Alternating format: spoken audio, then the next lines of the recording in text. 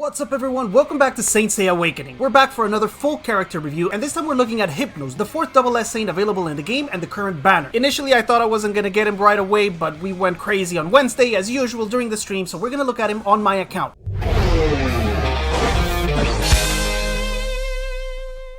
Before we get started, then you should know that HYPNOS is a character that can fulfill a lot of roles. He contributes with control, with debuffs, with damage, and with healing as well. He's like an all-in-one, but he's a costly one. Let's start off with his skills, and this is one of those that we're going to do kind of in reverse. We're going to look at the third skill first, because that one decides everything else that happens with the first and the second. The third skill is called Ethereal Dream, and it's very similar to Athena SS, in which when he uses it, he creates this kind of state on the battlefield which allows other things to happen. Usually at the start of the fight, this is the skill that we would open up with, so we can enter that Ethereal Dream and start doing other stuff. The first effect of this skill is that it applies a Nightmare Seal to an enemy. Now that Nightmare Seal is just a debuff that's going to be placed on top of the enemy, but it doesn't do anything right away. With this skill we also have a chance to gain an additional turn. That chance starts at only 40%, but it can go to 100% at level 4, and it does have a cooldown of 4 rounds, but that's because the skill, this Ethereal Dream, lasts for 5. So we're really never gonna run out of it, and don't get confused by this is not rounds, this is actually turns. It's HYPNOS turns, not complete game rounds, it's his movements. The last thing to know about this skill is that once you use it, again very similar to Athena SS, it transforms into a different skill called Inverse Reality. With this skill we can turn enemy buffs into more of these Nightmare Seals. The buffs we can turn are the Blessed Victory, which is the one that Saori uses to prevent instant death, Hatred Seal, which is what Guilty gives himself, the Cygnus Cross, which is the Golden Duck when he redirects attacks, and the last one is the Dragon Seal from the new Divine Shiryu. That's the one he places on an ally to counterattack when that ally is touched. Those 4 buffs can be turned into Nightmare Seals, so let's see what we do. To do that we're going to move over to the first skill, and this one is a simple individual physical type attack, but it also has a small chance to apply a Nightmare Seal. That chance can go to 100%, but that's a really costly skill up for a skill that we're never going to use. This Nightmare Seal then, what it does is that when we have the Ethereal Dream active, after an enemy with a Nightmare Seal moves, they will enter a nightmare state. And very important here to remember, it's after the enemy moves, not before, so it doesn't prevent the turn. The enemy gets to perform their action and then falls into the nightmare. While they're in that nightmare, they cannot perform any actions outside of their turn. That means that, for example, Divine Shiryu cannot counterattack outside of his turn, Mew cannot evolve automatically, Orpheus can't do the damage that he applies automatically after playing his Serenade, Evil Saga cannot counterattack, that's a really good one. All of those things that happen outside of the unit's turn cannot be done if they're in nightmare state. The second skill has a very similar function, and that's why I say we're almost never going to use the first one, because the second skill doesn't cost any energy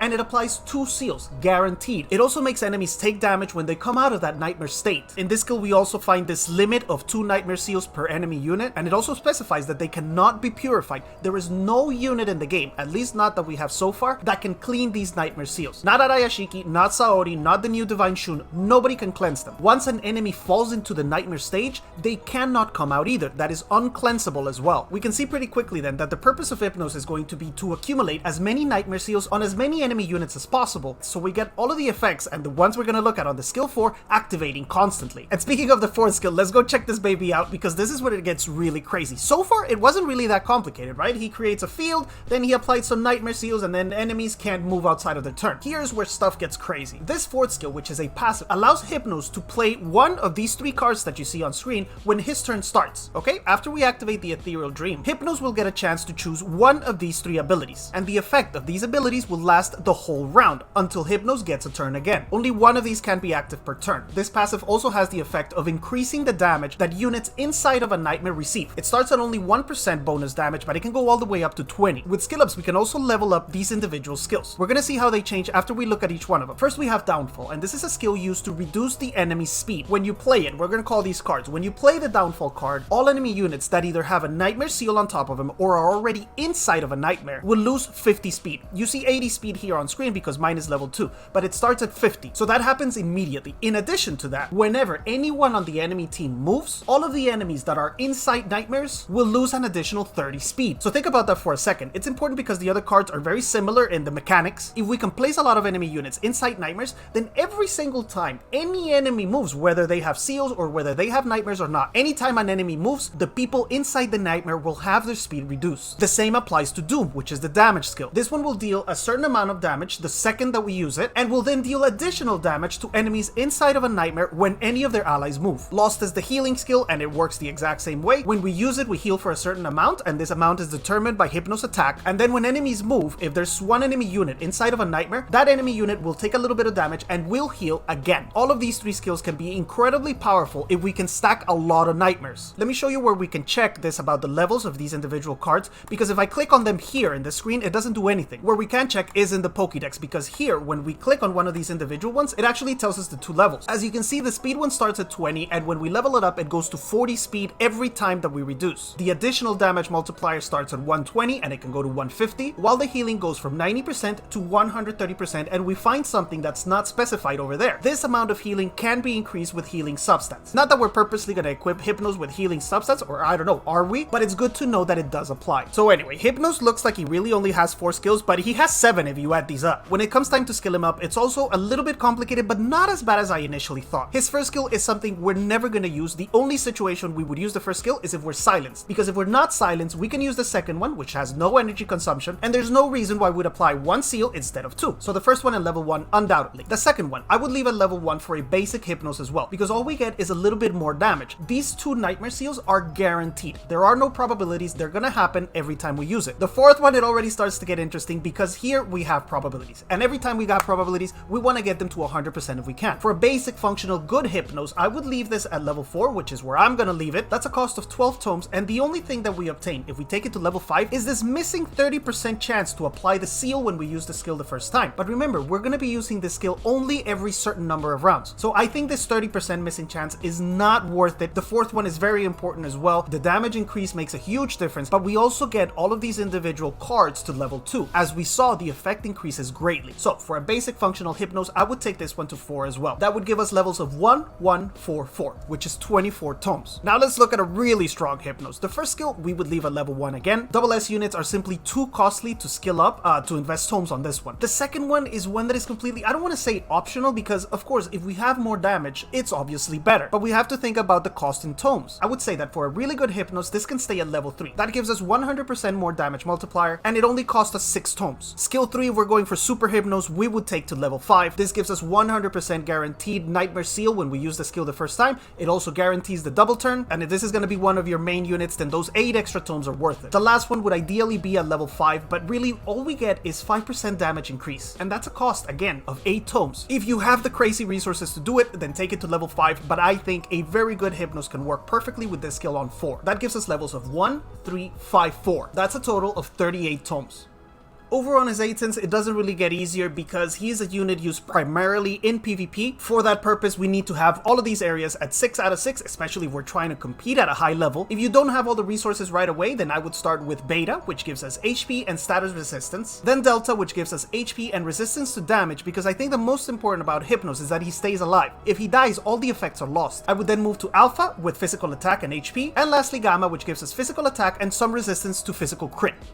His Cosmo setup is fortunately not very complicated because we really don't have a ton of options. He's a physical attacker, so in the red one we're gonna go either for Physical Stone or for Viper. I don't think Fire Drop is a good choice because we're not gonna be going with a crit build. Physical Stone gives us physical attack, physical defense, and physical attack again, and it's really easy to farm, so it's likely that you have a good set. If you've been wailing like crazy and you have some good Vipers, then that's an option as well. What's gonna count more than anything here is what substats you can get, and speed is the main focus for HYPNOS. I don't have a single Viper with speed, but I do have some decent physical stones, including this double speed double S. In Lunar you can go almost anything. The only thing he doesn't need is status hit. All of his seals are guaranteed if you have him skilled up. Knowing is not a bad option for him because his base HP is actually quite high and he is susceptible to control, so the resistance is not wasted at all. Again, it's gonna come down to substats. I don't have a single knowing with speed, so I went tenacity. Bloom would work as well, dual defense, body kit, really anyone where you can get speed. Under Star we have two very clear options because our focus is speed. So we have New Moon, which gives us the biggest boost in the blue Cosmo. Hummingbird is not an option because that's Cosmo attack, so the only other option is Crystal Fire. But again, speed is essential. The difference in speed between New Moon and Crystal Fire I think is about 50. So unless you have the Cosmo of the gods and you have a lot of these Cosmo laying around, which is really unlikely, these double speed Cosmo are really hard to roll, then I think you're better off going with New Moon. If you do have an amazing set of speed Cosmo,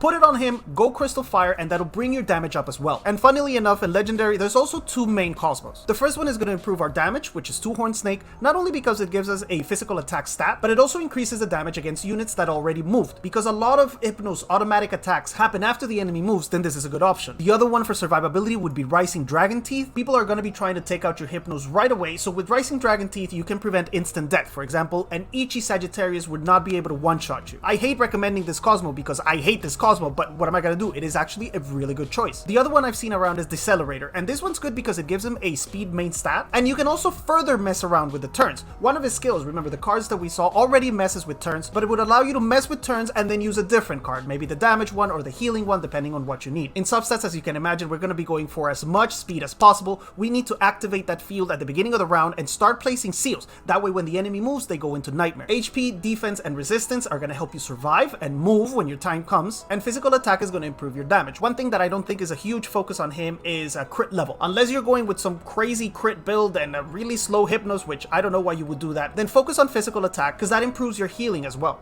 And now team, which is always a complicated subject, so let's look at key units. One really good partner is Luna. He can double turn HYPNOS, and with his own double turn mechanic, that gives him a total of 3 movements. If you are going to use Luna though, you need a super, hyper, mega fast Luna, because HYPNOS base speed is 60 higher than her. I wasn't able to put amazing speed Cosmo and HYPNOS and still have my Luna go first. I actually had to gimp his speed a little bit. He combines really well with other forms of control because remember, he does not prevent the enemy from moving. He just does shit after the enemy moves. In this control, the Ice Boys qualify, which again, I hate recommending them because I absolutely detest that team, but they work really well. I swear to God, if I run into a HYPNOS Ice Boys team, I'm just gonna quit. I'm not even gonna try to fight it. I'll give you the victory. As for damage, he combines actually with pretty much any unit. If you're going for a low energy consumption team, then obviously Mew, Milo, Shura to a certain point. He plays along pretty well with Evil Saga because his main skill only uses 2 energy, so it won't cause a counter. And if you're going for a control team, then Leo, Rebirth Cloth must be mentioned. If you can stack a lot of nightmares on the enemy and then do an AoE with Leo, you're pretty much going to delete everything, because the Nightmare, even though it doesn't prevent movement in their turn, it does count as a control state. So all of Leo's passive and outrageous damage after Rebirth will apply. Like I said earlier, your enemy's probably going to try to focus HYPNOS, so he would play along well with the Immortal team. Bring him some protection. June, Mu, Shion, Saori, all of those protective units will work really well because he's going to kind of stretch the fights anyway. Lastly, there's an almost unique combination with Orpheus, because remember that Orpheus here on his 4th skill, the passive, he has this combination with either Nightmare or Sleep. Now Sleep is not something that's used a lot in the game, but Nightmare, now with HYPNOS, it will be used. The way this works is that Orpheus would first have to place the anti-heal debuff on the enemy. This anti-heal debuff is placed either with the first skill or with the third one, unfortunately, because most of the time we're going to be using the second one. But anyway, once we have that anti-heal buff on the enemy, if that same unit enters Nightmare state, then they will immediately receive damage from Orpheus without him even moving. Now, I don't expect that damage to be outrageous unless you have a super powerful skilled up Orpheus, but anyway, I'll mention it because it is a pretty much unique combination. Onto his weaknesses then, and I think this is going to be an important section because if you don't have HYPNOS, you have to learn how to deal with him. And the best way to deal with him is to kill him. That's why Dragon Teeth is recommended. If you run into a HYPNOS, try to one-shot him, try to get him out of there as soon as possible. Another way to counter him is with really fast control. This can be a Rebirth Virgo or it can be a really fast Nero Priest. She can easily outspeed HYPNOS, and if she silences him, then he can't use this skill and he's pretty much useless. A HYPNOS faster than your HYPNOS would also work, but obviously that's a lot harder to do. And I forgot to mention in the one-shot category, you can use the Ichi Sagittarius combo, although, again, if they have Dragon Teeth, they're not gonna die. His other weaknesses are more really just a case of logistics, one of them being the cost of tomes. Even the basic build, which I have done, this is still 24 tomes, so it's very cost prohibitive for a lot of players, and if you want to build a super HYPNOS, then now you're looking at almost 40 tomes or more if you want to go all out. Then the last weakness I'll mention is the ban. In Galactic Duel, this guy is really strong, he's really annoying. If you're a strategic player, which I absolutely am not, you can do wonders with this guy, so he's very likely to be banned by the enemy. Now this is a weakness because you're not going to be able to play with him, but it's also an advantage because that means all of your other Saints are free to play. It's kind of like when we had the chicken meta. Everybody was banning Divine Chicken. That means that we were open to play with whatever of the team we wanted. It's kind of a double-edged sword. As for uses, he's going to be primarily PvP. I suppose he could have some PvE applications. With the healing and the speed decrease, it could be useful in some areas, but really, you're going to see him in PvP, and mostly in manual PvP, like Galactic Duel or Sacred Duel, all of those areas, Jameer, because his AI on Arena Defense is actually completely stupid. We've already tested it, and he kind of just does whatever the heck he wants. He has so so many abilities, and especially those 3 cards at the end, he'll use them randomly. Like, it makes no difference what's happening in the battle. He'll just choose to use one and be like, okay, whatever. So expect to see him mostly in those manual areas. Now, before we go over to the demonstration, I'm gonna mention a couple of mechanics that we found out through testing. We played a lot with him on Monday, and then again yesterday, playing a lot of different mechanics and how he combines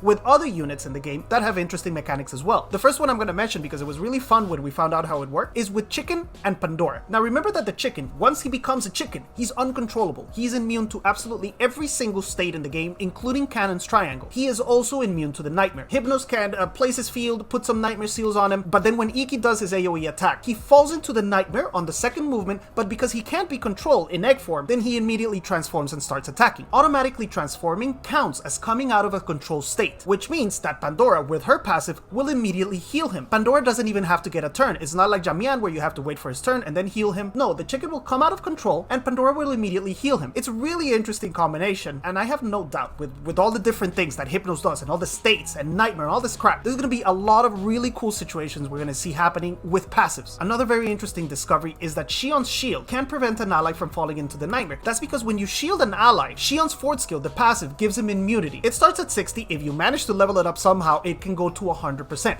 That means it's guaranteed, and this immunity will prevent the Nightmare. It's one of the very few things that can actually do it. Does that mean we'll see more of Shion in play? Maybe. He was always a cool unit. You have the possibility of exploding people, but now you're gonna have to choose whether you want to protect somebody from the Nightmare or explode them. And the other thing is that Shion is really slow, so you would apply the shield and then prevent somebody from going in on the second round. Saori's control immunity also applies, but again, this only applies to her, as she cannot cleanse the Nightmare seals and she cannot cleanse the Nightmare state, so it's really only her. She cannot fall into a Nightmare, and unfortunately the buff that she uses to prevent death on somebody else can be turned into a Nightmare seal. Another funny interaction we found was with Minos, because Minos controls a unit, right? And then on that unit's next turn, Minos can decide what that unit does. So what we tried was controlling the enemy Hypnos, then letting my Minos fall into the Nightmare, and then when the Hypnos moved, my Minos kind of woke up, told it what to do, and then fell back into the Nightmare. It's really quite funny. What doesn't happen is his automatic damage. So he wakes up, he tells him what to do, but he can't attack him. And that's it for now. I think we're gonna find a lot of interesting combinations. For example, I don't know what happens with Pegasus, because you go into the Nightmare after you move, so if Pegasus hits and then flies, can he be affected by the Nightmare update? We haven't tested it yet. We're gonna keep doing that all week, and then maybe I do an updated video with the most interesting finds. Now we're gonna go test this guy in Arena, and we tested him yesterday, and he was 1-1-2-2. So I expect him to work a lot better today. He's faster than he was yesterday too. I also have my Luna ready to give him double turn or triple turn on that first round. And in yesterday's review, if you want to go watch that fight, it's available. It's in Spanish, but you can watch the fight. We used a lot of the healing because I'm always scared that we're gonna die and then the whole demonstration goes to shit. Today, I'm gonna go for damage. We're gonna see how many of these we can stack and how much damage we can actually do with Hypnos. His stats are not amazing. I focus completely on speed. If I had his temples at a higher level, then I think we could reach plus 8,000, but for now, this will have to do. Alright, this is the team I'm going to try out. We're going to bring a super fast Luna so we can start stacking all kinds of stuff with this guy in the first round. Then Athena so we can generate energy again. And because I'm not going to be using the Hypnos heal, I promise, I'm going to bring Raimi to try to keep us alive. Then Hashun and Milo to attack because we have just enough energy to do that. Alright, I've chosen to fight Zenitsu over here because he has a couple of interesting units that we can play around with Hypnos. Remember, we can prevent units from moving outside of the turn. That means we can prevent this Shiryu from counter-attacking automatically. We can also prevent Mew from evolving automatically. But the problem here is going to be, as always, to stay alive. Maybe we can worm this Milo and do a lot of damage there and heal. I don't know. Let's see what happens. Alright, here we go. And very important, when you're using double turn with Hypnos, start off by applying seals. Remember, he has a built-in double turn mechanic with his third skill. So you're free to apply a seal first. It doesn't cost any energy. I am going to start stacking them on Shiryu. Yeah, because both Milo and Shiryu are going to move twice. Okay, so I have to stack the double seals on them. Then on the second movement, I'm going to activate my field and I'm going to place one on Shun. On this Divine Shun. I have a 70% chance. We got it. Alright, we got a 70% chance. We place the seal and we immediately get to choose one of these cards. And we said we were going to go with damage. I don't care. We're going to use Raimi to keep us alive, okay? And because we gave him double turn with Luna, we have one more turn again. So that's 3 turns total. And I'm going to put 2 seals on... I kind of want to do it on Milo, but I'm going to put it on Mew. So we stop his automatic evolution. He's going to get to maximum... Did I just get 3 turns? I think I just got 3 turns. Holy sh... Wait, did I get 3 turns? I don't even know, guys, but I think I got... I got 3 turns, and it costs no energy. So you can keep stacking them. It's crazy. Now, the second this enemy Shun falls into the Nightmare, is going to start receiving damage. I'm going to generate energy with Athena here, and let's see who he chooses to protect, because remember, we're not stopping turns. They are still going to get to move. I am going to, I don't know, slow him down. Maybe we can slow him. Yes, my Raimi moves now. Is Shun gonna protect Milo? I have a feeling this Shun is gonna protect Milo. Watch. Ay, ay, ay. It doesn't purify the, worm, but now we can't heal, because if we don't do damage, or does it heal? I can't remember. I know there was an interesting combination with the chain and with Raimi as well. Whatever. Now, we got seals on this guy when Milo moves. He's gonna take damage, he's gonna take damage, and he's gonna take damage, okay? Because with every enemy movement, the people that have seals will take damage. Or do they? No, it's the people that are in Nightmare. Jesus Christ, this guy is so confusing. Shun is gonna take damage, which is good. I want to get rid of this guy because he's protecting Milo. Holy crap. Watch. Milo's gonna move. We proc a Dragon Teeth on that Shun. The enemy hides him, but I don't think it matters. Did you see that? Milo moves, and we do damage automatically because he's in the Nightmare. Then we do damage again. Now Shiryu moves, and then we do damage again. You see? So the effect of those 3 cards happens. Shun is gone, guys. Shun is already gone. I didn't use Ares in the first round, but I don't think it matters. Okay, I can play this again. We go with more of this stuff. And now we have 2 units that are in Nightmare. This guy cannot evolve automatically. He will evolve when his turn gets around. But for now, he can't, okay? Because he's in the Nightmare, so he can't do a lot right now. More Nightmare Seals.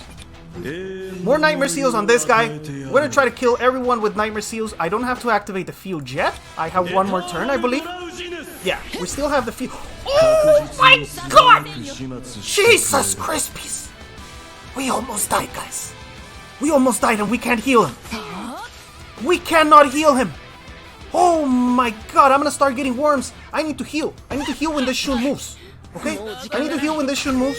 That's a little bit of healing. Not really quite a lot, but now my Milo moves before his. Because we slowed him. Progress. Okay? I'm gonna do this now, even though it's a little bit late in the battle. But when they move, they're gonna get damaged. The problem is, if my HYPNOS dies, then the damage goes away. All the effects disappear if your HYPNOS dies. Right? They are only active while he's alive. I'm gonna proc the 3rd thing on this guy, and maybe we kill Shiryu. Oh my god! He died with the. He died. Don't do it. Don't do it. Milo, don't do it. Milo, don't do it. He charged. Thank God for stupid AI. Okay. He charged. Don't kill my HYPNOS, you ass. Alright. You can kill Hashun. That's okay. Now, here's the issue. Once Mew is in Mariposa form, in butterfly form, he is now uncontrollable. Is there a point in giving 2 turns to HYPNOS? I think we would be better off giving 2 turns to Raimi, but this is a HYPNOS showcase. Right? Our aura is gone. Our state is gone because it's turns. It's not rounds. Notice, we're still in round 3. This thing says that it lasts for 4 rounds, but it's bullcrap. This is turns. Okay? Now, I gave him double turns, so I can start stacking stuff. I can stack this guy.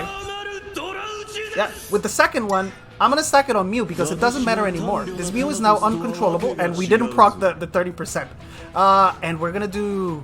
Oh, Jesus, should we do healing now? No, we said we were gonna go full damage. Screw it. We go full damage. We pulled 2 of these on this guy. And, unfortunately, Shun. It's Hashun dice. Hashun dice. Can I kill anything? I can slow this guy. And then we kill him with my Milo, right? We got a worm into this guy, and now Raimi can solo, pretty much, right? Because we're gonna kill this guy right now. Don't do it, bro. Don't do it, bro. Don't do it, bro. We heal. Alright? We heal because Athena is in the Nightmare state. So anytime an enemy unit moves, we're gonna heal. Where? We use the heal? No, we're healing because of Raimi. What the heck am I saying? No, there's no point giving double turns to HYPNOS now. Because there's not much else that he can do. Alright, he already tried his best. Doom again. But really, at this point, one of the damage dealers has to finish it. His damage potential is not that great, and against Mew, there's really nothing we can do. Alright? So I'm gonna keep stacking these things on this girl. Oh, even though there's no point, she can't even fall into the Nightmare because she's... Oh my god. Bro, this guy needs to die. And that's it for the HYPNOS review. I always manage to almost lose these battles. I don't know how. I try really hard. I still always end up almost losing. In short, HYPNOS is an extremely strong unit. He requires a lot of tomes if you want him to work properly, but his potential is enormous. Now, he does require some strategy. He is not compatible with Bruto style, which is how I play. As you can see, having him skilled up is not a guarantee for victory. One thing I forgot to mention earlier is that I finally got my frame, so thanks a lot once again to the game's team for being willing to do this for me. I still think it's incredible. I love the way it looks, and I am never gonna take it off. I'll say goodbye for today. If you haven't already, please remember to hit like, subscribe to the channel, ring the bell so you don't miss any videos, and I'll see you guys again very soon. Bye!